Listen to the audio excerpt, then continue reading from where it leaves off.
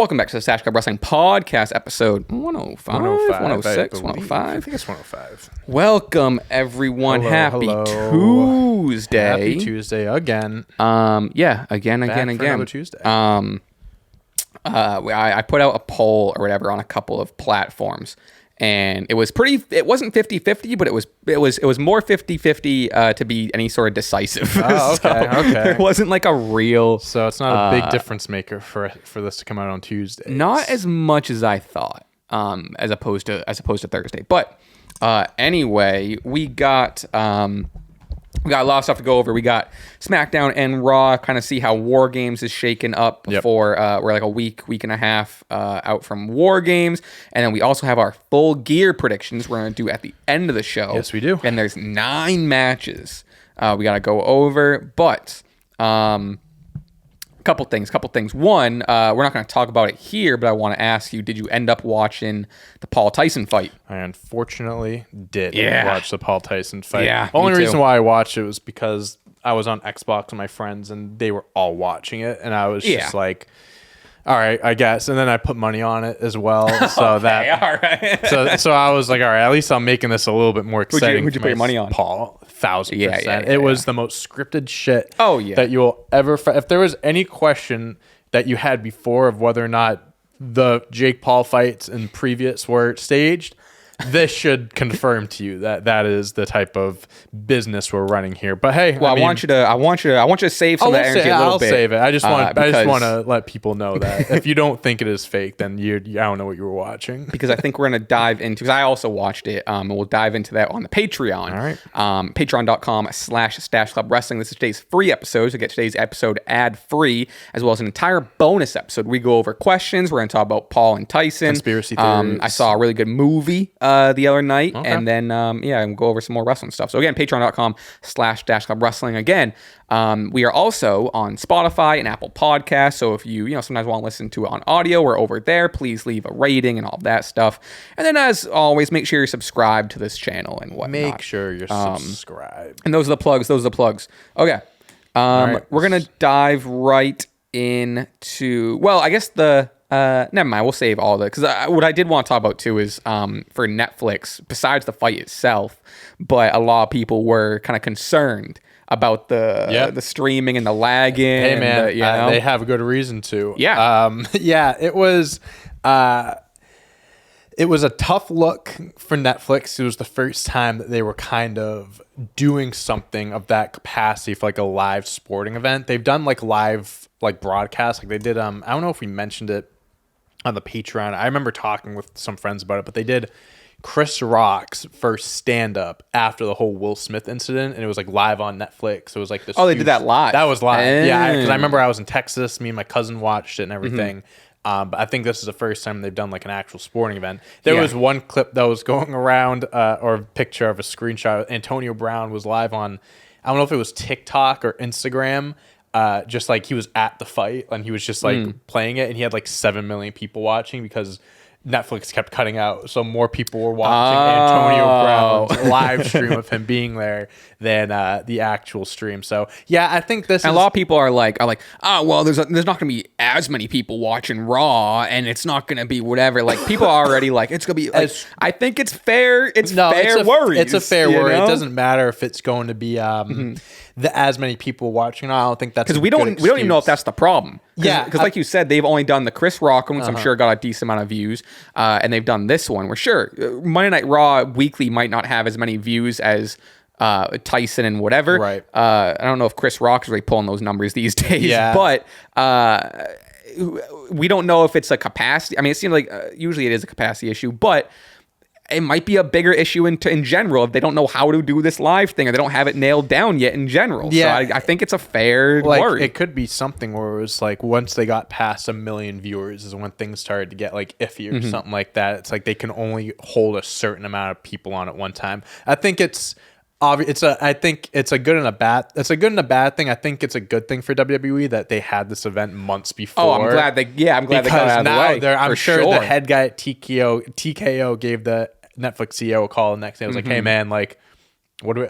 what are we gonna do about this? Like, we got to make sure we got this thing tight and sealed, ready for January. Well, especially the way, and we'll segue into that, especially the way they are advertising and hyping up the first Raw. A lot of names being listed. A lot of musical performances even. I guess, Travis Scott is going to be might there. Be defending his hardcore championship. I don't know if you saw that video. I did see that, and people were like, Triple H unveiled a new title. No, it's not a new. I don't think it's a new title. It's just the WWE Championship with like hardcore on it for Travis Scott. Yeah. But yeah. So Travis song with a new. They're making thing. a big deal. The new the Raw theme is going to be it's an unreleased Travis Scott song. Yep. So yeah, I mean they're making a fucking big deal out of it. There's a lot of people, basically all the main guys. Yeah. Punk, Roman, Cody. They said like Logan Paul is going to be there, Rhea, Bianca, Jade, all the big hitters and stuff. Which like that, because they put out an advertisement, and that's where people kind of got the names from, and then people started freaking out because they're like, these are who's going to be on Raw. Right. SmackDown's going to be. And then maybe an hour later, it was confirmed, like, no, Roman and Cody are still on SmackDown. Yeah, for sure. This is just for the big whatever. They're teasing that there's going to be some special appearances, the Rock's surprises. The Rock's got to be there. Yeah, there's going to be, it's going to be a crazy show. We're going to get some random legends. I wouldn't be surprised if we People get... sitting ringside or something like that. Yeah. Like, oh, look who's in the crowd tonight, whatever. I wouldn't be surprised if we get, an Undertaker, a Stone Cold, someone. It's in the new Dome, or the new Los Angeles Clippers arena in Los Angeles. So it's like a brand new facility, huge and stuff. So it's going to be, they're making a fucking massive deal out of it. The new logo came out too, which looks... They put fine. Like, I don't think it's anything. I think I saw a fake one going around because there's been a lot that of fake came ones. out. The one that they did put out an official one though. I think if you go on WrestleOps, it looks pretty like regular. Like it doesn't look. Yeah. I don't think they're gonna make one that's gonna be like, oh my gosh, that's the one. That's amazing. The one that I saw circulating was like a B. I don't know if you saw that one. Yeah, there is a lot of different ones I've seen honestly over the last few weeks. That one right there. Yeah, like this is fine. Like it's not. There's nothing bad about it. I don't think it's terrible. I don't think this is even a change. Well, I guess it's slant. Like the way it's like kind of. Yeah, it's like, but like the lettering is the same. Yeah, it doesn't. Yeah, it's the same. It's the same thing. Again, it's whatever. It's fine. It looks almost the way they curve the letters makes it look a little more old school, which I like. But yeah, I forget where the one I saw was, but like people were freaking out because like the R looked like a B because there was a line. It looked weird. Sure. Yeah. Over the past week, there's been a lot of just like crazy, like news will drop and then like, and then people will run with stuff. While I'm on WrestleOps, I want to give a quick shout out to another WWE ID prospect, Aaron Rourke. Shout out Aaron Rourke, one of the most talented people I've ever seen live. Hell yeah. They're still announcing new signees and stuff like that. More people getting ID'd. I love that what they're calling it. Like they're IDing people. Someone's and like they'll like tweet like, watch out for this promotion. Someone's getting ID'd. Yep. As another person I want to it's two Wrestle Open people. They've also been featured on Focus Pro. Ricky Smokes and Brad Baylor. Hell yeah. Also got ID'd. I want to. I mean, they both have the look. They both have the NXT look for sure. Especially this Brad Baylor kid. But there's that's Ricky. Ricky listens to I don't know if he listens to the podcast, but he knows of the channel. Hell yeah. But Brad Baylor is like this like 19 or 20-year-old kid. Looks like he was made in the NXT factory. I mean, look at this kid. Yeah, it looks like straight from Florida. Literally. Right down there. Yeah, for sure. That's... He got it at the wrestling show in Worcester. Yeah. That's Ricky next to him. I think they both... I don't know if they got it at the same time. But I mean, this kid is born and bred for NXT. I mean, they both are, but like... Yeah, he's definitely got the look for it. They both do. Crazy. That's sick. No, good for them. He said, they're also heels. Brad, he quote tweeted, I was cooking on the mic before those squids interrupt. It has been funny to see the like heels getting ID'd and they stay in character. Yeah, that's awesome. But yeah, shout out all three of those people. But anyway, so yeah, so just to wrap that up before we move on to the shows, the glad they got out of the way now, or they got this big test one. For Obviously, sure. the numbers aren't going to be as big, so but like there's still some That's still a fair boxes concern. to check here. Yeah, Fair worry there. I'm honestly like, this is such a big deal, and like so much money is being invested into this that I'm sure that whatever they gotta do, or they're gonna try whatever they gotta do to write it, to make sure it's right. I'll tell you this: I'm not gonna be surprised if I turn on Raw on January whatever, and it's all laggy or it's all pixelated. Big like time. I'm not gonna be shocked at all. Not gonna be shocking, but I do hope that they have it figured out. All right, we'll move on to the shows. We got SmackDown kicking off the women's U.S. title bracket. Bayley advances by defeating B-Fab and Candice LeRae. And here's what the rest of the bracket is looking like. So we got Bayley advancing, defeating those two. And then we can kind of give our predictions and our picks for winning this. We got Bianca versus Chelsea Green versus Blair Davenport. Off bat, I mean, this is... I would say of the rest of them, this is the toughest matchup because Chelsea Green has been like, I would argue the number one name to be to be advocated to be the U.S. champ. I would also like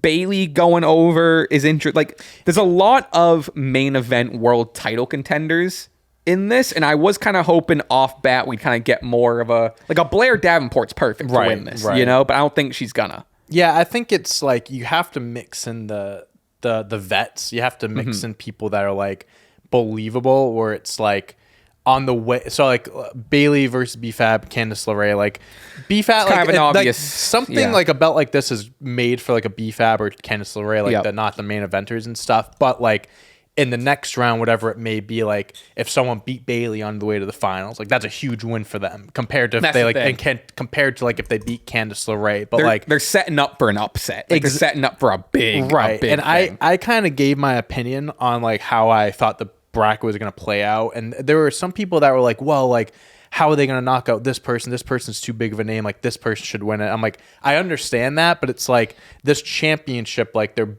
hyping it up to be like this mid-card title for like the non-Biancas and Jades. Like I understand why they're in the tournament, but like people that are pushing for a Bianca to win, like they have to understand that like she's a talent that like has been given, like has so many opportunities and stuff where it's like she can win this belt and like build it up, like the prestige of it, and then drop it to someone eventually. But I think it's like you want to like show to people that anyone, like a mid-carder can win this. Like anyone can win this, and it's like not just for the main eventers and stuff. And even to that point, like that the title, they're making it prestigious by putting these big names in it. So it's like if Bayley and Bianca didn't want it, then it makes it less. Exactly. You know, you need to have the bigger names in there that like, oh, I want to be the first person to have this belt. Because if they're like, nah, I'm all set, then that ruins the prestige of it right away. So of those three, who do you got going? I have Chelsea going. Because they had a triple threat match. I think it was for Money in the Bank, and it was Chelsea, Bianca. I forget who the third. It may have been Blair. I don't know if it was Blair for that time too, but it was a triple threat, and Chelsea like not distracted, but like she threw Bianca out and like got the cheeky win, whatever. I can see them doing that again here. Like again, like I can see Bianca going over, and then they'd set up the upset. I think her and Bayley would face off against each other in the bracket if she won. So yeah, they would be the next round. That kind of defeats the purpose of the whole like upset thing there, I guess. But I'm gonna go Chelsea. So I'll tell you, when we get to this next one, I'll kind of tell you what I'm kind of seeing. That I'd be curious if they're doing it yet. Next one is Jade Cargill versus Meechin versus Piper Niven. And then to kind of, allude to what I'm getting at. Yeah. This is on the other side of the bracket. Right. Right. Yeah. So I'll just get into it. Point being is I don't know if this is the time for it, but I also don't think it's not the time for it. I could see Bianca and Jade as tag team champions going all the way, and they meet each other in the finals. I could absolutely see it'd be so, and it's not even like I think a lot of the times we've been thinking like, who's turning heel? Is Jade turning heel on Bianca, and that's gonna set up like the big Mania match or whatever. But I also like the idea of a friendly handshake final. And they're both friends. No one turns on each other. They're both tag team champions. They're friends. Maybe the winner that kind of starts a breakup, maybe, whatever. But I wouldn't hate a Bianca Jade one-on-one U.S. title match, handshake fight.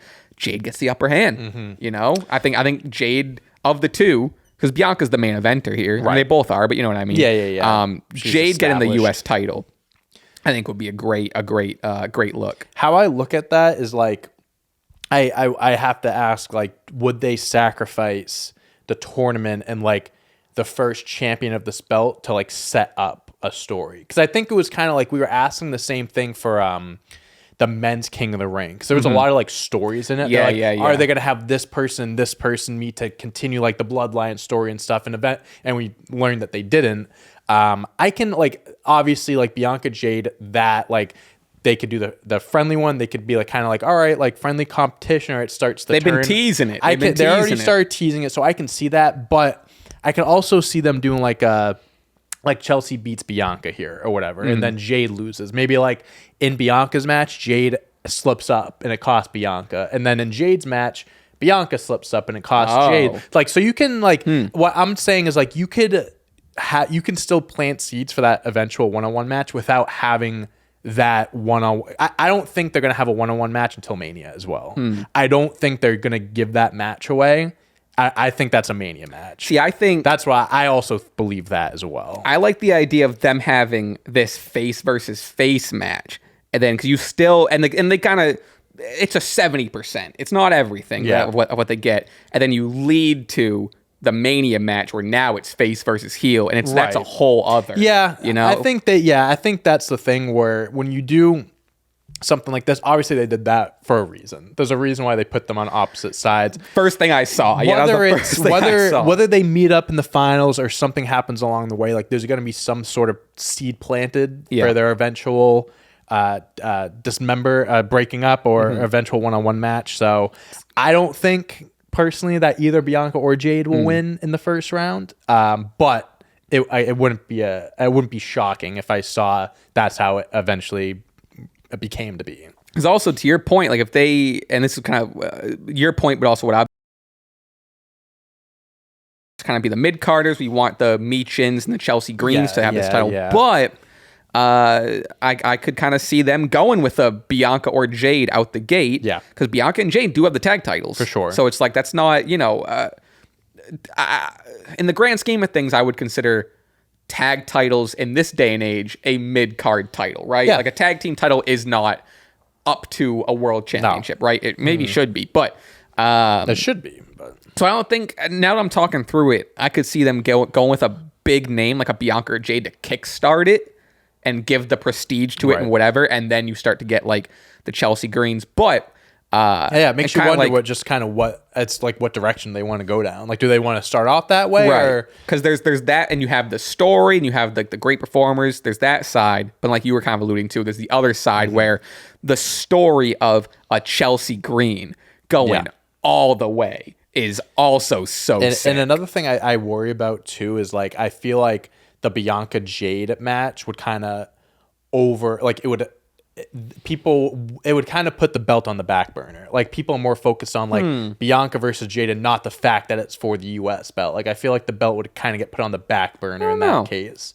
I see where you're coming from. I don't know how true that is, but like, I can see maybe some people being like, oh, like they're just doing this like for the belt. Like, what, you know, I don't know. That depending on how much focus they put on the belt, I could also see that making it a bigger match and making the belt. Yeah, it could be the complete, you know what I mean? It could be the other way around as well. Yeah. I don't know. But also, with all that said, I would love for Meechin to also advance. I want to see, and like, hey, what we're saying here, what if we had a Chelsea Green Piper Niven meet up? They're a tag, who knows? You know what I mean? That's a good point. And I think they teased it on SmackDown. They were I think it was Meechin backstage, and she was like, "Oh, what about if you guys meet up? Like, what's gonna happen?" And Chelsea was like, "Oh yeah, like what is gonna happen?" So I don't know. They could do a few things. And the last match is Naomi versus Tiffany Stratton versus Elektra Lopez. This one, I don't know. I mean, this one I could see, probably not Elektra, but I could see Naomi or Tiffany going over. Yeah, I mean, I think I said like we gave our initial thoughts on who we wanted to win or who we thought was going to win. Naomi and Chelsea Green were my top choices. So I think I'm going to pick Naomi because Tiffany has her own thing going with the Money in the Bank and everything. If she didn't have the Money in the Bank briefcase to be more, but there's no reason for her to advance while she has the briefcase. We all know that the next belt she wins is going to be the Women's World Championship. So we can kind of skip over this. It's cool that I think it's great that she's included in the tournament because I think like if she wasn't Money in the Bank, perfect for it. But she's busy right now. All right, and that's kind of the bracket picture. I'd imagine the next match probably on SmackDown. They're going. I don't know when they're aiming. Maybe the Saturday night main event. I think they announced the finals is Saturday. Oh, is that what it is? Yeah, okay, I think that's what it is. So we got some time to play that out. Okay, LA Knight retains his U.S. title against, and this is news to me. I don't know if this is news to you. It's news to me. Umberto is just Berto now. So when we did our draft video last week, when I was looking at the rosters, I saw that and I was like, Berto. That's stupid. I thought no, it's like Umberto, I've heard of people it began with a C. I forget what it is. Umberto Korea, something like that. C. I thought people were just calling him Berto as a nickname from Berto. No, I guess not. And then his actual ring name is just Berto. Yeah, it's stupid. That's pretty dumb. That's a Vince WWE type of shit right there. So when they used to call Austin Theory just Theory. Right. It's I don't know. But yeah, I mean, I like the setup because Santos came out. It was an open challenge. Santos came out, and LA Knight was like, "I face you." That guy over there is looking at me funny, and like, he was like, "I want to give him an opportunity." And they had a great. It was a good match. He's probably Berto. Is probably I hate that name. He's probably one of the most underrated in terms of in-ring talent. He's been on the main roster, like actively on the roster for like since the pandemic. He's been in the company for a minute. Yeah, so he's been around for a little bit. I mean, he's just kind of like a tag team wrestler, just kind of gets put in these groups, unfortunately. But no, I mean, when he can go, I mean, when they give him the chance, he can go. It was cool seeing someone different get that match instead of them running Santos and LA Knight back. More importantly, at the end of this, we had the return of someone who we accidentally did also, speaking of the draft, leave off the draft board. I think there's a reason why we left him off. Why? Because he's just not around anymore. Oh, that's why I didn't think of him because I haven't seen him in a he's year. Just not around. Shinsuke Nakamura returns, all black, takes out LA Knight with like the face paint and shit. He looks fucking sick. This is it, guys. This you gotta give him the belt here. You have to. You have to pull the trigger on this one. There's Please. no LNA just passed 100 days. Listen, I know it took a while for him to get a belt, a championship. People are pushing for it, but now I think he's not going to get a world title. I'm fine with that. We're past that. Give him the fucking belt. Give him the U.S. belt. Just let it. You didn't give him the world belt last year. So have him win this one. And then you know what I need? I need Shinsuke versus Andrade for the belt. That's what I need. The possibilities are endless. Yeah, dude. I mean, that's 6 shots out of nowhere. That was just like a out of the blue return. Yeah, I didn't hear any like rumblings. I didn't hear anything. Me neither. So nice surprise. All black. So he's very serious, very evil, you could say. So yeah, no, I'm excited, man. They fucking pull the trigger. Give him the belt. Speaking of not getting stuff spoiled, did you after we recorded last week? Did you get Raw spoiled? I didn't get Raw spoiled. The only thing that I saw was that it was Seth versus Bronson and that the Bloodline interfered. That was the only thing I didn't know what it led to. I just saw a picture of like them surrounding the ring during the match. That's all I saw. I would say maybe an hour after we recorded and I was like waiting for stuff to export, whatever, get on Twitter instantly. So I got, which we'll talk about WarGames, whatever. I got the WarGames picture spoiled like an hour after me and you spent 40 minutes talking about who. Tough, yeah. And then I really tried my best to. I got a fake spoiler because I got it was Sheamus. Well, again, we'll talk about it, but it was Sheamus versus Braun Breaker for the IC title, and someone tweeted out a picture of Sheamus standing tall, and it was. Shit, they did it. Sheamus won the IC title. Oh my god. So for for this whole week. The whole week you thought Sheamus I was like, wow, won. Sheamus is winning it. And then I watched it last night and I was like, What the hell? Maybe it's next week. Maybe they film 2 weeks in advance. I don't know. But yeah, no, I really try my best. I saw a few accounts that were like, not going to say what happened, but there's no fucking way like that's what they're doing for WarGames. Like I was seeing people reacting to the spoiler without saying what it was. So I was like, I was getting an idea of what it could have been, but I didn't want to look further into it. So I don't think I'm going to be home to watch Full Gear this Saturday or Survivor Series next Saturday live. So it's on at 6, which is nice. Which again, nice. I wouldn't be home either way. But I'm going to for both those days because what I'll probably do is like watch them both like that following Sunday, or depending on what time I get home at night, maybe start it. But anyway, I am making a point. I'm gonna set a reminder to like not look at my phone because I don't, especially Survivor Series. Like Full Gear has a good card, but especially like Survivor Series is gonna be some developments happening. Right. I'm gonna try my damnedest to just not look at social media. I don't want anything spoiled. It's hard. You know? Yeah, it's hard. I'm not gonna be around for Full Gear this Saturday. Maybe it's Thanksgiving weekend, so maybe I will be around. I'll be home for Survivor Series, but it'll be a. Well, we'll get into what the match is now. I'm deleting everything from my phone. You should. I'm not opening. Yeah, just delete Twitter. What's gonna happen is I'm gonna get back from wherever. It's gonna be midnight wherever that Saturday. Survivor Series is all wrapped up. Yeah. I'm gonna be all excited. Oh, maybe I'm gonna watch a little bit of Survivor Series when I get home. I'm gonna watch it Sunday morning. I'm gonna be all excited. I'm gonna open my phone for half a second. Oh, The Rock did this and CM Punk did this and MJF with this in WWE now. It's tough. It's tough to avoid that stuff, especially when you like your Twitter feed and stuff is like all wrestling related, and it's just even if you don't follow an account, it could still pop up. Okay, we'll move on. Speaking of Bloodline, some more, and we'll get into what happens on Raw. So we'll kind of brush past this, but big feud in the middle of the show on SmackDown. Everyone's fighting each other, but the moment that I liked here, Solo's about to spike Sami. Roman saves Sami. Yep. Roman saved him. Yep. And then Sami gave him a look, and then he flipped over the top rope. Bronson Reed shows up. That kind of aligned him with the Bloodline. Fits like a glove. he really does give the vibe. People are speculating. Does this mean like maybe it's like even like if this really fits, like who knows? Maybe the writers right now are just doing this for now, and it might lead to something if it works out well. Maybe it's the plan all along. Who knows? But people are like, is Bronson Reed? Is he just going to be a part of the Bloodline? I don't know. I think people had the same thinking last year when Drew joined the Judgment Day.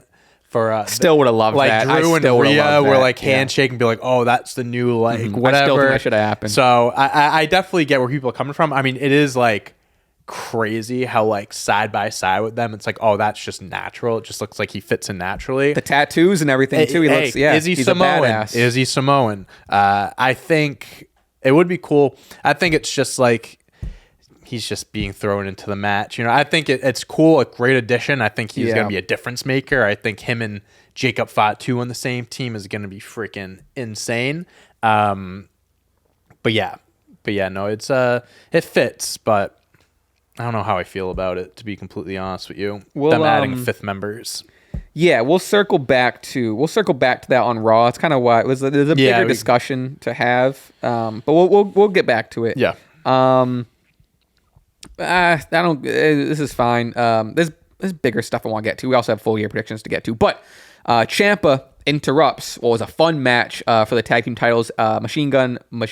Motor City Machine Gun Kelly versus Street Profits for the tag titles. Gargano tries to make peace. Ciampa kind of shoves him to the mat. More sprinklings of this whatever. Also, Street Profits were pretty pissed at the whole interruption in general. Dawkins ends up decking Shelly as MCMG try to apologize. So some tag team stuff happening here. Yeah, I appreciate WWE kind of like making the most out of like the three best tag teams they have on their brand and kind of like including them all to make the tag team belts feel important. Because this had like a big match feel because the Street Profits, there's a story with them going of like how they haven't won the belts in 4 years. They've been disrespected. They've been, haven't been booked correctly. Not that they've said that in promos, but it's kind of like. But that. even zoomed out, not K. I mean, it's kind of a blurred line. It's like the Street Profits. I would say, I guess now next to Motor City, like probably the best tag team in the company. 100%. They're so good, and especially for and they them, haven't been used. Like they said, you know? like the drought is like for them to say they haven't won in 4 years. It's like, damn, like.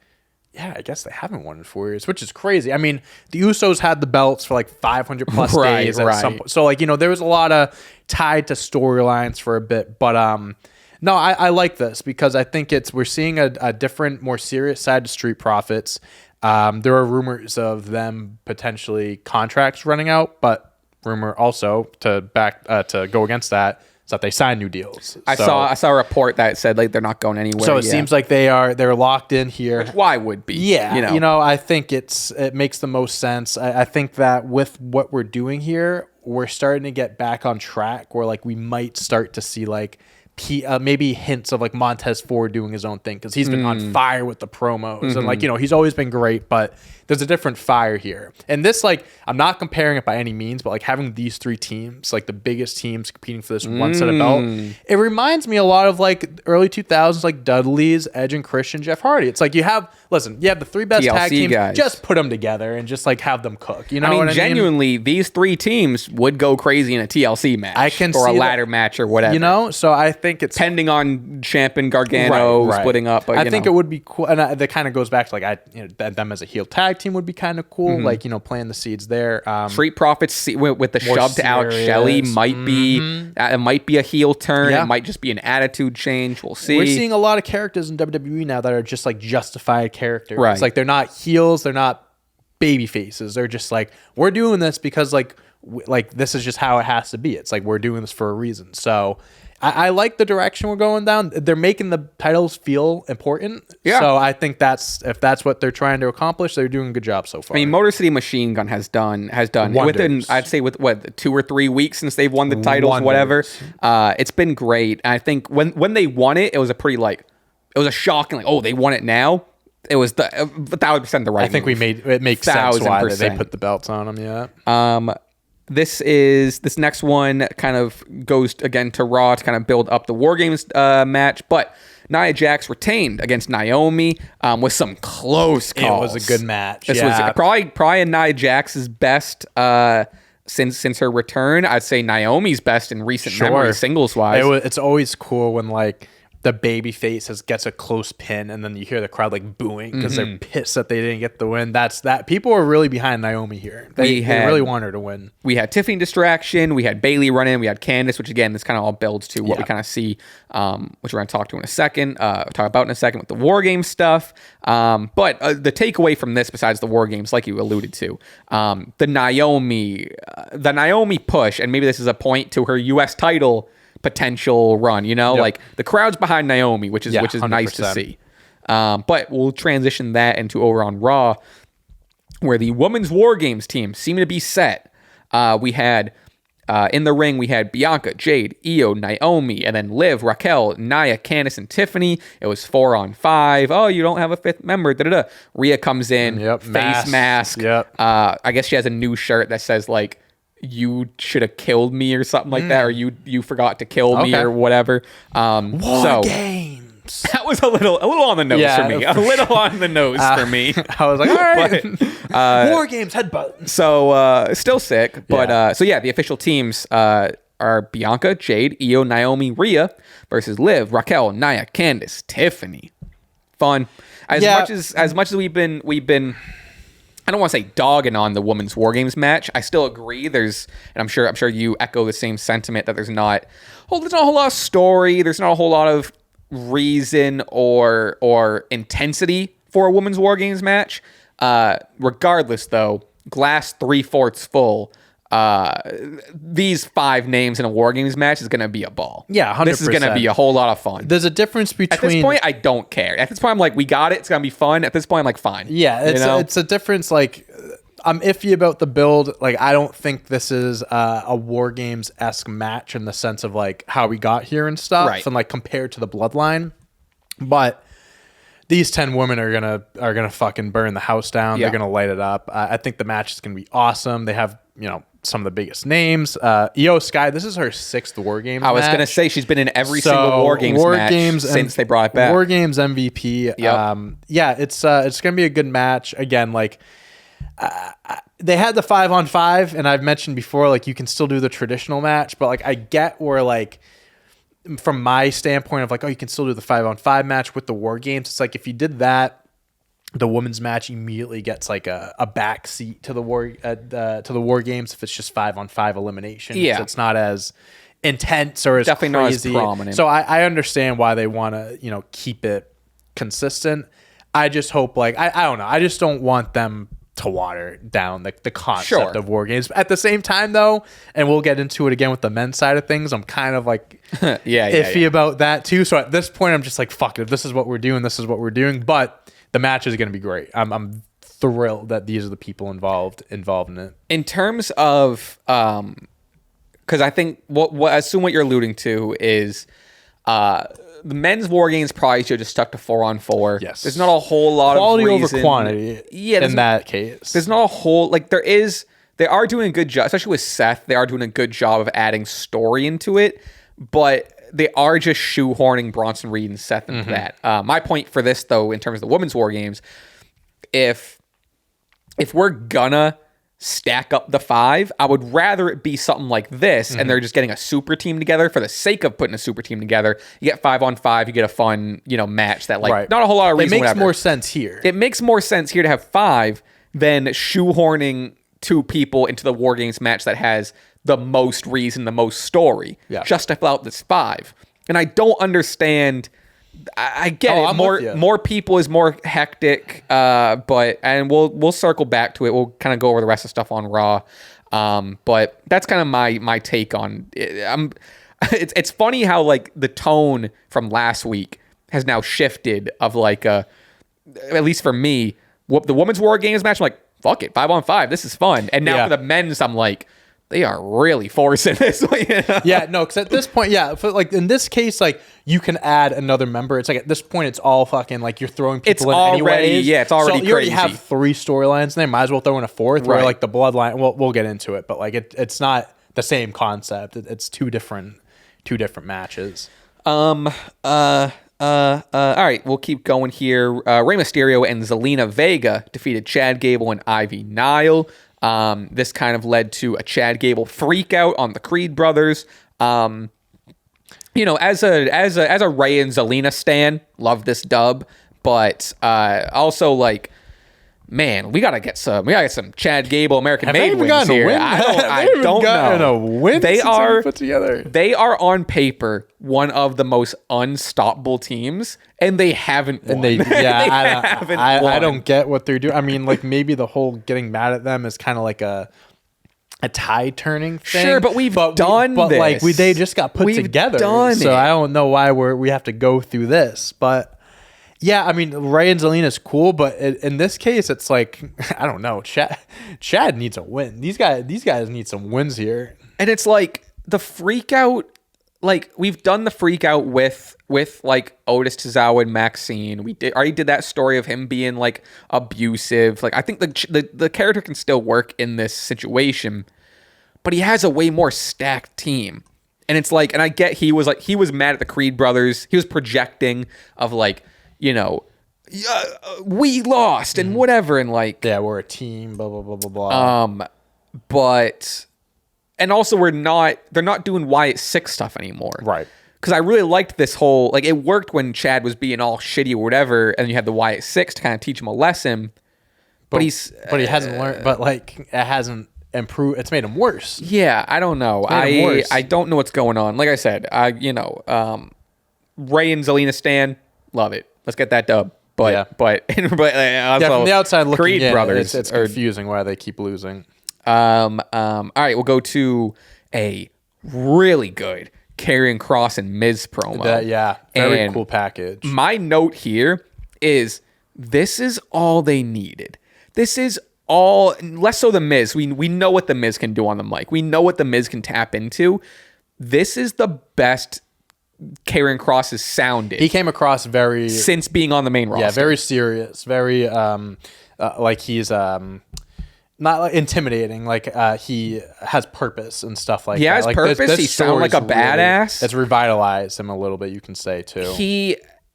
This is like all they needed to do was give him some, whether it's a mic out in the ring or just like a vignette or whatever. And like, Authors of Pain are great. Like, I don't even think, like, Final Testament on paper as a team isn't bad. Right. Like, the look of it is like, it's like, it makes sense. Yeah. Like, scary big dudes, whatever, manager. In terms of, and Karrion Kross is the leader. And if Karrion Kross isn't over, the rest of the team's not going to be over. 100%. And I've said it 3 times, not sounding like a broken record, but like, it was just jarring of just like how simple it was to get.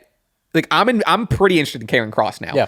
I haven't been interested in Karrion Kross since his debut on the main roster. Yeah, you and many other people. And all it took was him to just Triple H to be like, do your thing.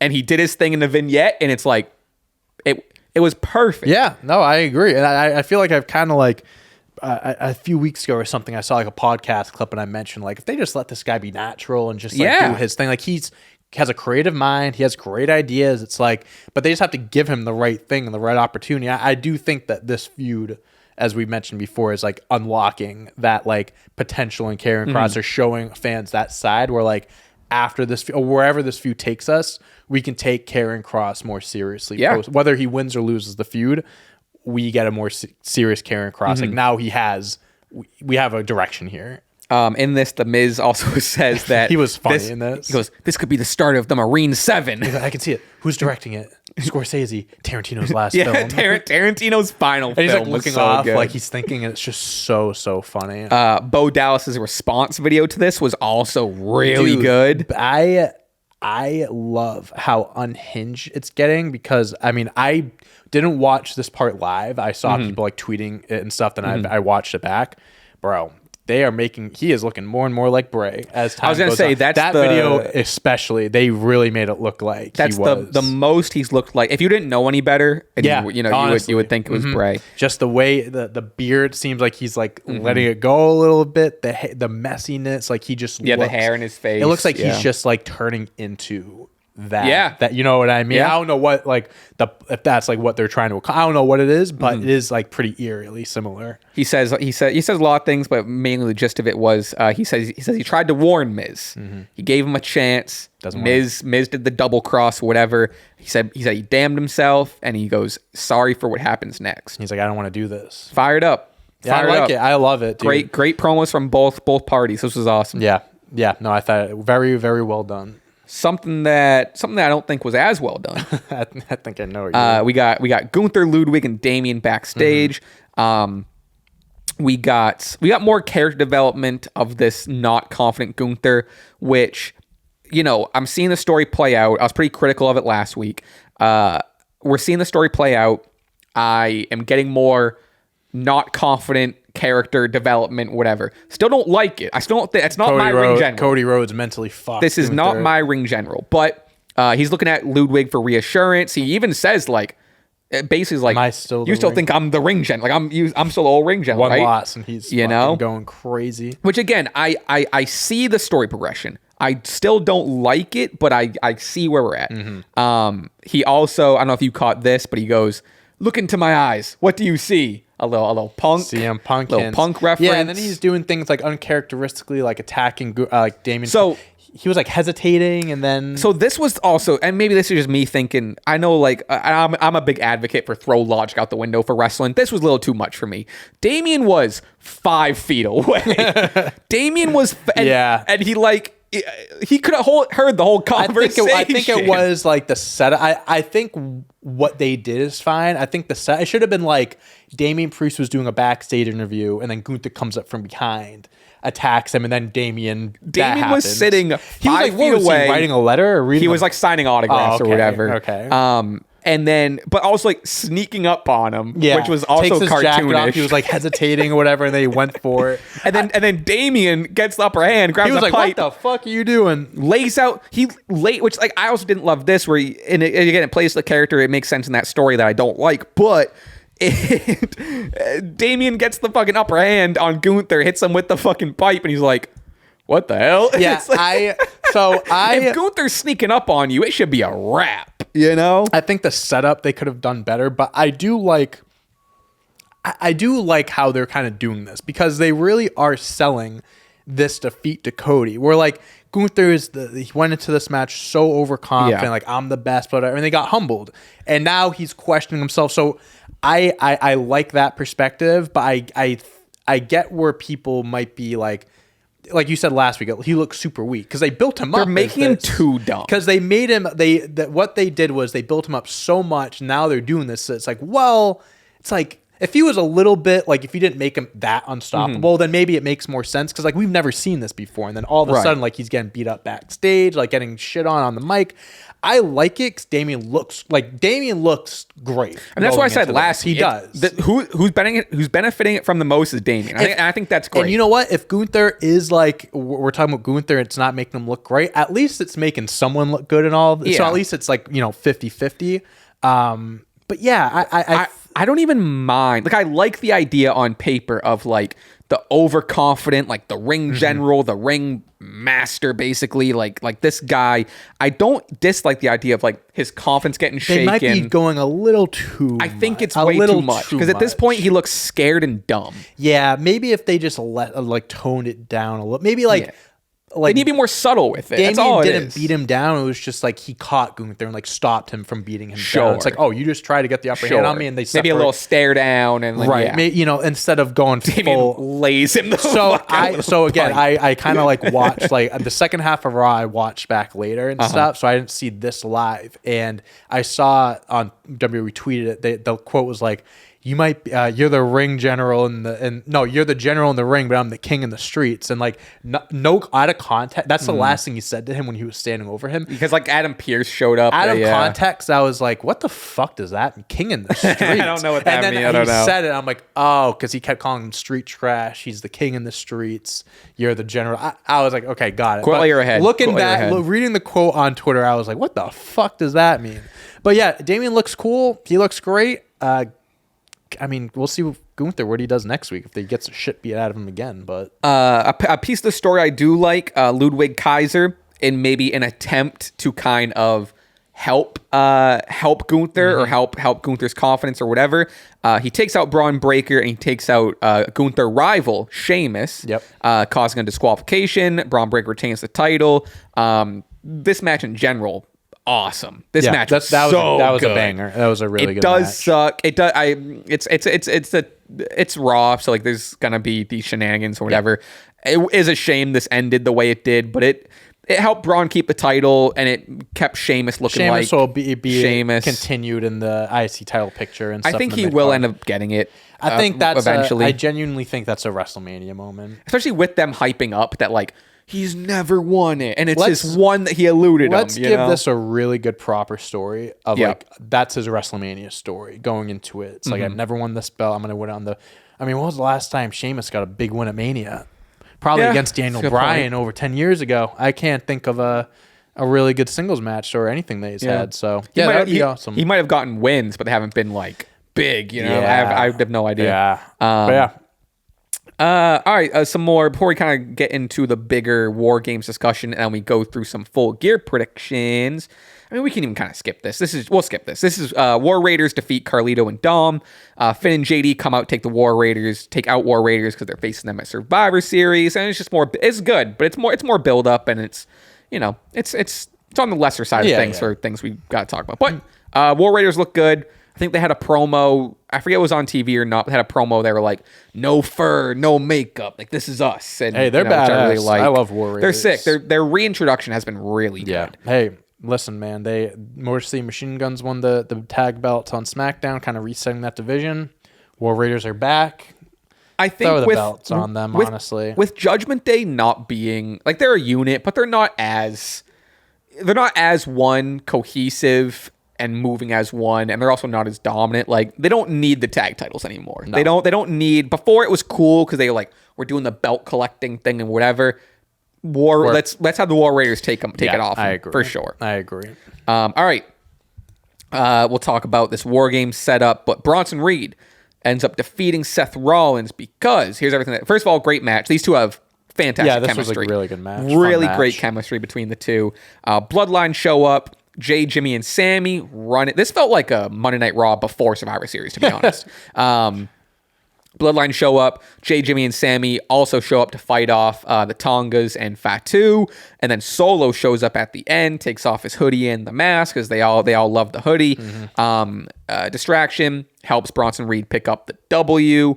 So we pretty much had Bronson Reed solidified in WarGames. Nothing's been said or whatever, but also spoilers. I think they had it was like after SmackDown or something. They tweeted out a graphic? It was no, they did a backstage interview and it was like, so is this me, Bronson Reed's the fifth? And he's like, what do you think? Or something like that. Yeah, it was post SmackDown. I don't think there's a graphic or anything like that. But either way, the assumption and the looking like here is that, like you said, Bronson Reed's pretty on their side. It looks like, and there was even, I didn't mention this, but there was also a backstage segment. I was going to mention that, Sami and the Usos again maybe confronting Seth, and Seth's like, look, like I would love to team with you guys, but I'm putting my foot down. I am just not. He was genuinely sorry about it. He was like, I'd team with you, Sami. Yeah, he's like, I'm sorry about it. I am not teaming with Roman. Under no circumstances. Being laid out here, the assumption, which I think this isn't a spoiler, it's just us jumping. This isn't us jumping ahead either. This is part of the story. Looks like we're getting the 5-on-5. Seth Rollins and Bronson Reed are joining the sides. Yeah, I'm with you. So I'm holding out. I'm holding on to hope that it's actually not going to be Seth. So one thing we didn't mention too at the end of SmackDown was Roman went to call Paul Heyman, went to voicemail. Sure. Yeah. So people are alluding to when Paul Heyman got attacked by Solo, he had two phones, one for The Rock, one for Roman. They destroyed Roman's phone. So he still has The Rock's number, whatever. Now people are theorizing because I'm still saying Seth should not be in this match. I don't care about Bronson Reed being involved. I don't care about putting differences aside. You just did this whole thing at Mania, and we already did Cody Roman. Like, I think that was like the furthest you should go. The whole ending to WrestleMania 40, Roman Reigns' 1,400 day title reign ended because Seth Rollins sacrificed himself for Cody in order for him to win. Just got fucking laid out in 10 Shield years gear. Dude, he couldn't even walk to his leg was twisted in half, black eye. It just, from a kayfabe standpoint, from a story, it doesn't make sense. They already did the Roman Cody thing, which they made it work. God bless them. They made it work. This is different. They said during the show, Sami's like, you put your differences aside for Cody last year, and can you do it this year? This is deeper. Fucking different. Like, this is a 10+ year thing. There's deep roots into all this. These are brothers. And Seth said, like, it hurts me, like, inside it hurts that I can't team with him, but I will not do it. I think, and this isn't my theory. I want to. This isn't my tinfoil hat thing. This is someone else saying this, and I do like this. People are saying it might be CM Punk because Paul Heyman could be doing him a favor. If Paul Heyman does come back into it, CM Punk, because he has he doesn't have ties to Bronson Reed or the Bloodline, so it's like he doesn't have anything against Roman, so it's just kind of like, I'll help you out, and by doing that, you can kind of be like set up Seth CM Punk, because Seth is like reintroduce Paul to the exactly. So I've seen some people say that. I'm holding out hope that that's what happens, because at least, like, is that kind of crazy and we're getting kind of fancy booking? Absolutely, but I'd prefer that than including Seth, to be completely honest with you. Yeah, I don't like the idea of it. I can't get behind it. We're pretty. I'm with you, and we're pretty far. It looks like they're gonna do the 5-on-5, especially with the Bronson Reed, and not to beat a dead horse, but like, and I think you're on the same page. There was no reason. Do the 4-on-4.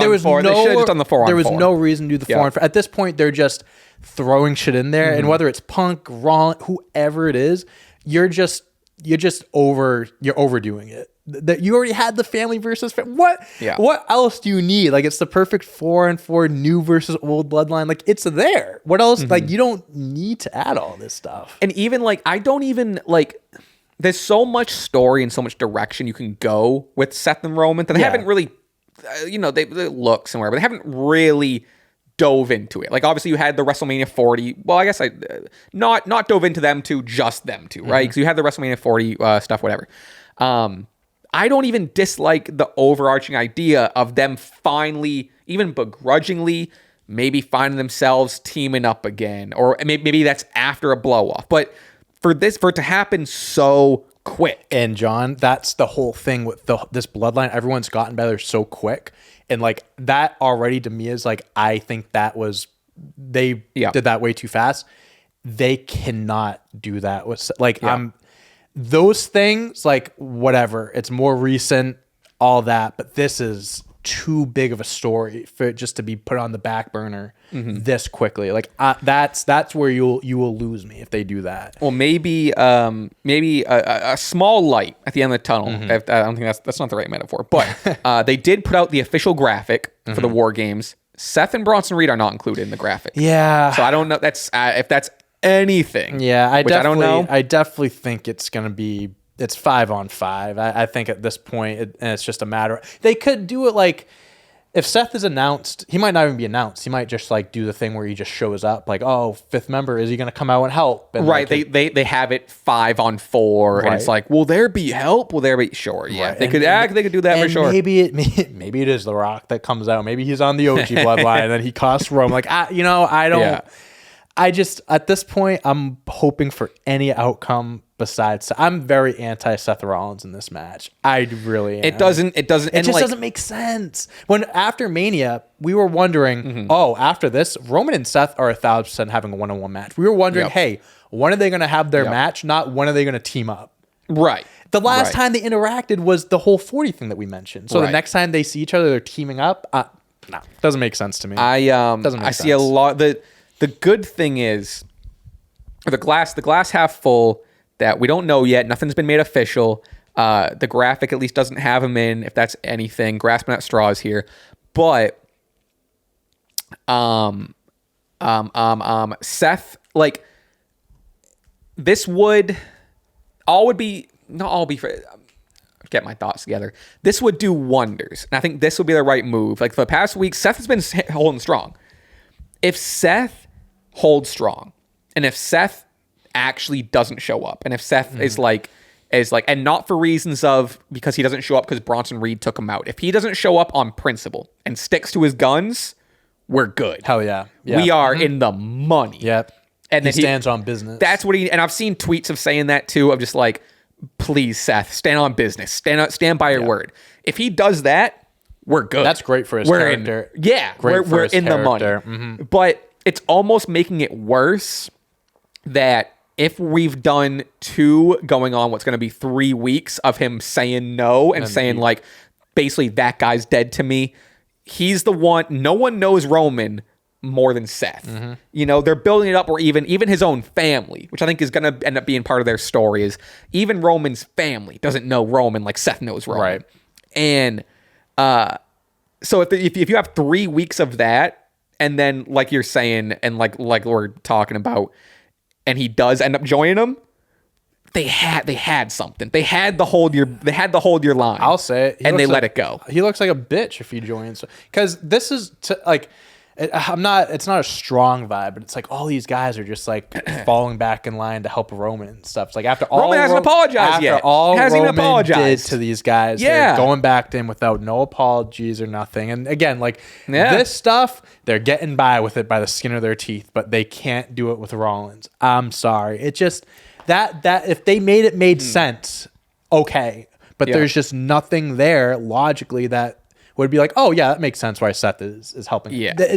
There's just nothing there for me to think that. It would even help if, again, Seth doesn't join and they lose because they didn't have Seth Rollins. Sure. That would help. You like 1,000%. And you know what? I'm pushing for that. That's my agenda. I'm pushing for that. No show. Okay. We are going to dive into our full gear. We have a little bit of time left in the main show before we head over to the Patreon. But we are. You're definitely the predictions champ, aren't you? I believe so. If you want to run over. What was the last pay per view? What? Oh, Crown Jewel. Crown Jewel. 9 matches. I'm gonna kind of do everything at once. Kind of. Is it 9 or is it 8 with the pre-show match? Well, it's 8 with the pre-show match, but I want to predict for the pre-show match. Me too. Good. Fuck that match. Fuck that match. At least he was a wrestler. I know that's like at least. Yeah. I'll give him the benefit Guys, there. At least I've seen highlights. The fact that he has a moonsault in his back pocket is crazy. He's not a bad spear when he showed up. When he showed up at an indie show not too long ago. I think I've seen that. Marshall. Yeah, crazy. Okay, all right. For the SCW Predictions Championship, let's go through them, and then we'll see if we want, because for AEW shows, a lot of times we don't even need to do because there's a lot of matches here. Yeah. Okay. All right, we're gonna start off. Big Boom AJ with Big Justice versus QT Marshall. I'd be damned. The Rizzler's got to be there too, right? The Rizzler's gonna run in with a chair. It might be past his bedtime though. I don't know. That's the thing. He might have school. He has school the next day, definitely. I hate this. I hate everything about this. I will be completely honest with you. The meme, it's all over the place. I catch myself sometimes saying, "We bring the boom," or like, "That's 5 big booms." Listen. This is it's a match. I do have respect the fact that AJ was a professional. Like, he did do this in the past and stuff. So it's not like he's just doing this for social media. Which I think a lot of people in AEW that fan base probably knows, but I feel it's gonna be a good core of the audience that just think like, what is he? Yeah, and have no idea. And like, I get it. Like, they're very popular right now, I guess, and stuff. So, they're taking advantage of it. But for what it's worth, it should be a entertaining match. He'll get the dub. Yeah, I was gonna say it's definitely gonna lead to him winning for sure. But yeah, it'll be fun. I'm sure it'll have some bits and stuff like that. Did you see QT Marshall made like a diss track? I didn't watch it. I didn't watch it either. It was like something Dooms, or like we bring the Doom, or something like that. I'd rather put a gun to my head than listen to it. Admittedly, no, I didn't watch it, but yeah, it'll be a match. All right, we have confident point. We'll do it. Yeah, genuinely, it'd probably be my 9. Yeah, for real. Okay. All right, next we have MJF versus Roderick Strong. We are getting back on this MJF versus Adam Cole train. Yes, we are. I watched a really good video the other day on YouTube. While I talk about it, I'll get cause credit where credit's due. But I don't necessarily agree with this title, but it was interesting to go over this whole thing, kind of piece together. It was, let me just look it up. It was like called The Storyline That Ruined AEW.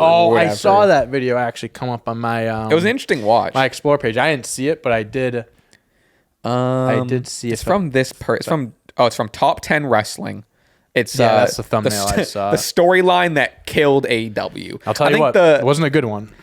It wasn't a good one. I think the title is a little hyperbolic. Yeah, I mean, I get it. We work in the YouTube space. I understand. Who died? But it was interesting. It touched on like everything happened with like, obviously the CM Punk fallout, and then the Devil reveal, and Adam Cole getting hurt, and then MJF's match with Jay White, like being real. Yeah, the whole like he got hurt and then came back. Yeah. So it was really, and the video came out 1 day ago. So the end of the video kind of touches on where we're at now and how they're kind of reviving it and revamping it, and now roles are flipped completely. Adam Cole's the face, MJF's the heel, and this part I do agree with is if this match happened, I don't know. So that's just for sake argument, that was a year ago. All that was happening, I guess, right? Yeah. That we were clamoring for MJF versus Adam Cole for sure. Mm-hmm.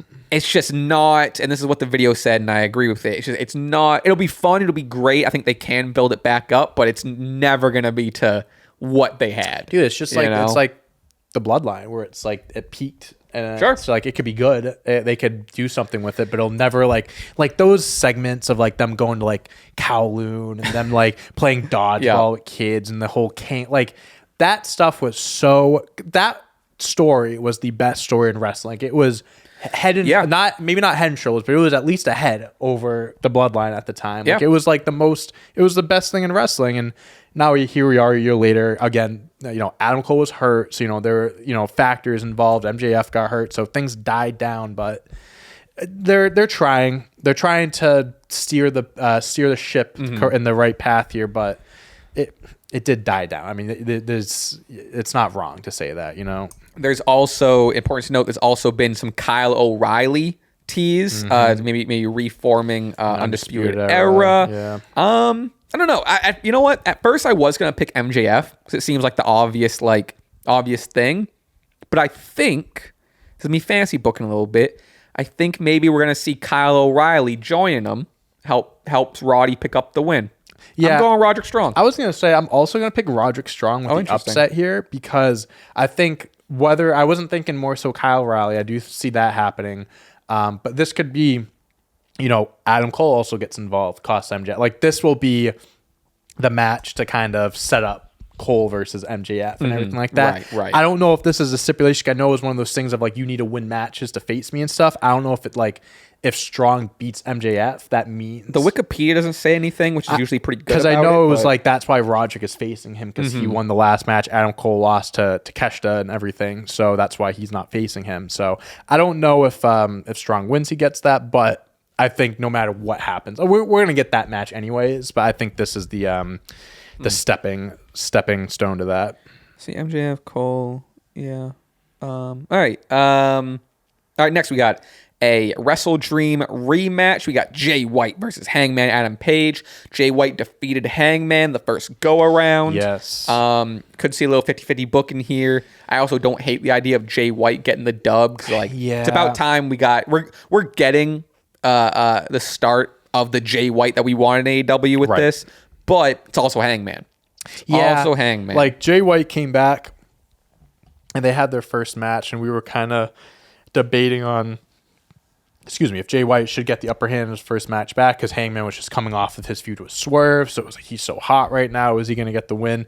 Jay White got the win, which I think is good because, again, like, when he signed with AEW, it was like this big thing. He's going to be, not the next big star, but one of the big stars in AEW. I mean, he was coming off being he was the leader of Bullet Club. Yeah. And he was the New Japan champion. And it was a whole thing of, like, WWE or AEW, and then, AEW got him. Yeah. And it's, he missed some time. There's been some things that happened, but it's just, he hasn't felt as big as he should have been, I guess. But we're getting back to that point. I'm picking Adam Page to win here. I am also picking Adam Page. Because I'm thinking more 50-50 booking. Jay White did get the first win, which I think was the most important win. I think it's better for him to win the first one than kind of lose that and then win the second one back. So I think give Adam Page the win here, kind of solely because it's a rematch. Yeah, and then get the third blow off and what. And Jay White still looks good going into all this. I still, even in defeat, I think Adam Page will make him look great. So I'm going to go Adam Page for the sake of 50-50 here. All right, next we have a 4-way tag match for the AEW World Tag Team Championships. This looks fun. We got the Champions Private Party versus the Outrunners versus Kings of the Black Throne of Malachi Black and Brody King versus the Acclaimed. Ooh, yeah, this is going to be a fun match. Truth, Magnum, and Turbo Floyd. Man, I wish I could pick them to win, man. I was going to say, I want to pick the Outrunners so bad. They're so fun, dude. I love their... Hey, they could. I'll pick them if you pick them. I'll pick the Outrunners. I'll pick the Outrunners. Come on. I'm going with Private Party. That's who I was. Yeah, okay. I'm going Private. No, seriously, guys. Seriously, gonna go Private Party.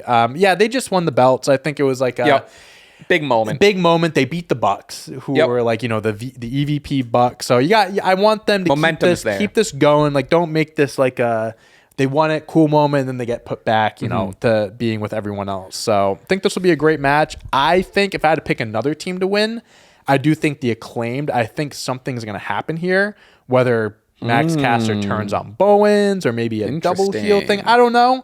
I could see something happening with them because there's some story going on there. But for the sake of, they just want it, and I want to see them have a solid reign. Private Party. My second pick would generally be the Outrunners. Would it be? Hot. They got momentum. People love them. I think it would be a fun win. It sucks. It sucks. God, I love the Malachi and Brody, I know. There's a lot of good. They could win. Any of these teams could win. Yeah, realistically. So. All right, next we got Mercedes Moné, the champion, with Camille versus Chris Statlander for the TBS Championship. We've also there's been like weird Camille stuff for like Camille, I forget, Chris Statlander came down, I think it was last week on Dynamite, and like either took out Camille or Mercedes was like calling for her and it didn't. It was she she like gave Camille her bag or something like that, or like I think if we're talking about the same segment, they were backstage and Monet like told her to do something, whatever, and Camille was like, like she didn't want to do that's not what it. I was thinking of, but also And then when she was gone, Chris Statlander like took out Monet. Oh, we are, and like that. that's when she speared her through the fucking door. We're starting to get like Yes. looks from Camille and stuff, of Yes. being like, she is not agreeing with everything Monet is saying. So I still think Monet is winning. Like, we're put in a position here where I don't think Monet is losing unless it's a huge fight, big build and stuff. I just don't think it's there right now for Chris Statlander. I'm going out on the limb. I think it's time to move on from Monet. I think Sure. they need a reset. I don't think it's crazy to say that Mercedes hasn't really been working out as much as AEW would have hoped. In terms of just maybe connection with the fans. I don't think she has been like as not talked about, but like I don't know. She doesn't come across as like that like top level superstar. It's like they were making it seem like she was gonna be when she came to AEW. She still has, to my knowledge, the strong the strong championship. Yes. So give it a Statlander. I don't know. No, I get that. I mean, she really.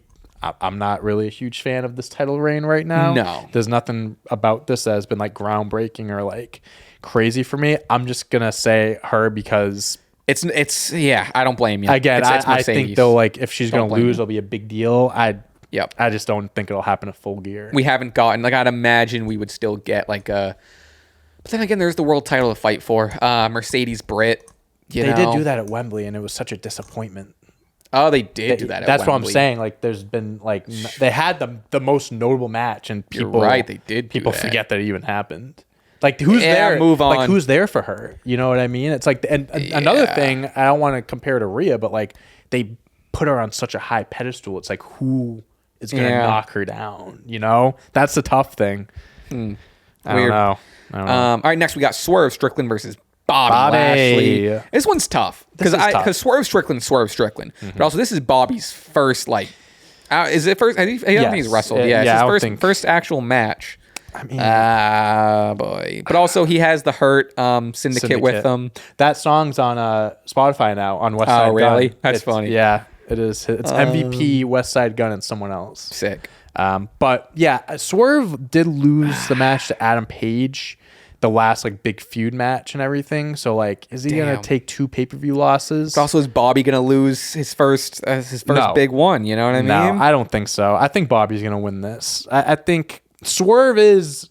We know what Swerve is. It'll suck seeing him lose another pay-per-view match, but I do think he's been so good this year that like he can put over Bobby Lashley and be okay, and he'll find something after this, whether it's still with them. Say maybe they'll probably do a rematch or something. I'd imagine. But I think it's Bobby's first match. They made such a big deal putting together your Hurt Syndicate with MVP and Shelton. I don't think that they're gonna have him lose the first match. That would be a tough start. Yeah, that would be a tough start in my opinion. Man. Yeah, that's my pick. I'm gonna go out. I'm gonna go on another limb here. I'm gonna pick Swerve. Okay, I get it. I just don't. I don't want Swerve to lose again so soon. And I don't think I love Bobby. I think he's great. Bobby. I don't think Bobby Lashley doesn't touch Swerve or Hangman. Not right. Oh, not right now. No, for sure. I'm with you. I even think in general in terms of wrestling. Oh no, I mean, so I don't know. I mean, the at least if Bobby wins, at least there'll be like Shelton interference. Like I don't think Bobby's gonna win. It'll be a screwy finish for sure. 100%. I'm not confident in it, but I want to pick Swerve. Okay. All right. Next for the AEW TNT Championship, Jack Perry versus Daniel Garcia. Yeah. Baby, is it time to move on from Jack? So, is it time? If the Bucks were still tag champs and stuff, I think I'd still be more in the they're going to keep the belts on the EVPs and stuff like even that. If the elite was as intact, exactly. Bucks are taking some time off. I mean, Okada, again, another pay-per-view that he's not defending the Continental Championship on. Since the Bucks lost the match, I definitely do believe that they could have Garcia win this. Jack Perry's been fine as champ. I don't think it's been anything like spectacular. I definitely wouldn't mind. It's been a nice addition to the Elite. I think this kind of just goes with where are we at with the whole storyline with like the John Moxley, because Daniel Garcia is involved in that. So it's like, are they gonna have him win the belt kind of, I don't like this early into the story, but like I don't know where we are and like when is the story gonna accumulate? Like when's the payoff? So I think we've been getting edged with any sort of Daniel Garcia success. I know for years, and it feels like we're back on the wave because we're finally back on the wave. Signed back with AEW, he's coming off the MJF, like he's involved in this, and like the Elites lost it. Not the EVP Bucks lost it, so it's like. In the grand scheme of things, like as long as Moxley's the AEW champ, the other champions don't, I guess, matter. But like Garcia winning the belt is kind of like, is it too early in the story of like Team AEW getting the belts and stuff? You know? Yeah. I'm gonna go Garcia. Yeah, I'm gonna go Garcia. My money's on Danny. I think it's like give him. He hasn't had that big win, like that's championship win. Yeah, it's the pay-per-view. To me, this would be the first championship change of the night, maybe the last, depending on how the last match goes. But I'll go Garcia. Since the Bucks lost, I think it's much more likely now that Perry loses, and Garcia has a ton of momentum. Give it to him. As much as I agree with you with the Moxley story and you know Daniel Garcia and the Team AEW stuff, it's like we're here. It's like the third time. You know what I mean? And it's like let's. But just pull the trigger. Give Danny the belt. He's hot again, and it's rare that this guy can put himself in this position for a third. He keeps coming back, and I think if not now, it's tough to do it again. It's tough because it's like each time you don't pull the trigger, it's like you risk that the fans don't care anymore. They lose out on the momentum and they never get it back. Luckily for Garcia, he keeps fighting back. So, yeah, I would like to see him win some gold here. Match night contender, Will Ospreay versus Kyle Fletcher. This one's going to be crazy. This is tough. It's tough because Kyle Fletcher, in the same sense as a Daniel Garcia, is hot right now. He just pretty recently did like the full turn. He had a pretty solid promo. And you know, he did like the head shave thing. I don't want to be like you, Ospreay. And I think this kid's also so young. Yeah, and so young. But I think this is them building him up as a single star. But it's also against Will Ospreay. I know. Oh, but Will Ospreay man. has he's had beatable. Defeats and stuff. He's beatable. And he knows when to, put over talent. You know what? God. I have some bold picks for this event, to be honest with you, like Roderick Strong upset. Not really much of an upset, but like Bobby beating Swerve in his debut, Garcia winning. I'm gonna go Fletcher. I'm also leaning Fletcher. Go Fletcher just because, again, Ospreay's lost in the past. He knows when to put guys over. Ospreay, no matter, he could lose 10 matches in a row, and he's always going to be Will Ospreay, and he can flip the switch whenever he wants to. But I think this would be such a big win for Fletcher. Takeshita's the champ, so like you kind of are building up the Don Callis family with these big wins. I was going to say, to your point about... And they'd be involved too, I think. That's what to your point with Bobby and Swerve, of Hurt Syndicate being involved in that, the Don Callis family is going to be involved. You're going to get some Will and Don Callis like looking, and then a screwdriver will get pulled out. There'll be like, Ricochet will come down, Hobbs will come out. Like there'll be shenanigans. But I think at the end of the day, Fletcher should get the screwy win. That just means so much more for his career. That like I just don't see like, I mean, I can see, obviously I see Ospreay winning and I get why they'd have him win, but it just like, it makes so much more sense for Fletcher to go over here. All right, last one. This one seems pretty cut and dry unless you got a hot take here. We got the AEW World Championship match, Jon Moxley versus Orange Cassidy.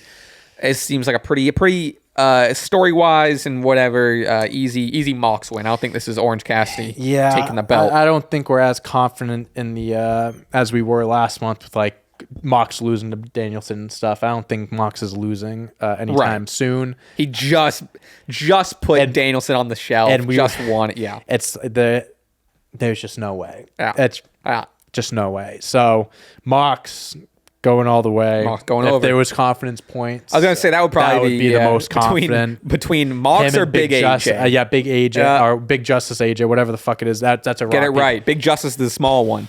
That's Big Justice the kid. Why? Yeah, you would think it's the other way around. Yeah, I would think. You would think. But yeah, no, this would definitely be the most confident pick if that was the case. All right. Do we have? Let me see your picks. Do we have enough differences to make it interesting, or do we need to run through some confidence points real quick? We both have. Let's go through it. Ready? Yeah, go ahead. AJ, Yes.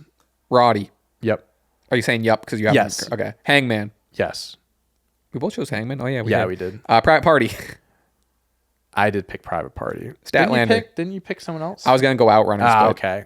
I have Monet. Okay, that's one. I have Swerve. You have Bobby. Yep. We both have DG. Yep. Both have Fletcher. Both have Mox. All right, let's run some real quick confidence points. Okay. I'm gonna do mine on the fly. Ready? I'm gonna go. How many are there? 9. We said. Yes. All right. I'm gonna go. Mox gets 9. Me too. I'm gonna go Big AJ with 8. Okay. I'm gonna go Private Party 7. We'll get. Yeah, you do yours, and then I'll do mine. I'm gonna go Roderick Strong. Yeah, these are 6. Some of these are close, man. Fletcher 5, DG 4, Statlander 3, Swerve 2. No, Swerve. Hangman 2, Swerve 1. Okay. That's just kind of I don't know how much I stand by that, but that's what I'm doing. All right. For now, I have Mox at 9, Monet at 8, AJ at 7, Adam Page 6, Private Party 5, Bobby 4, Roderick Strong 3, Daniel Garcia 2, Fletcher 1. All right. Yeah. All right. Interesting. Here we go. Alrighty, and that is again for the coveted SCW Predictions Championship. Oh yeah. And then the winner, we'll put it right back on the line for the following week for Survivor Series WarGames. But that is our show. Please join us over on the Patreon, patreon.com/Stache Club Wrestling. We're gonna talk the fight. We're gonna talk, we're gonna look at NXT tonight. Kind of look at the preview a little bit. We're gonna talk about some more Netflix stuff probably, and answer your questions. Hell yeah. Again, we're on Spotify. Please leave us a rating. Please leave us a comment, and I think you can Apple Podcast. Yeah, Apple Podcast is the one you can do. Whatever. I think on Spotify you can leave comments now. I don't know. I'm not really sure. No, try it out. And that's that. Please make sure you subscribe. Please follow us on everything. Yada yada yada. And see you all week. That's it. See you all week. Bye-bye. Boom. Peace.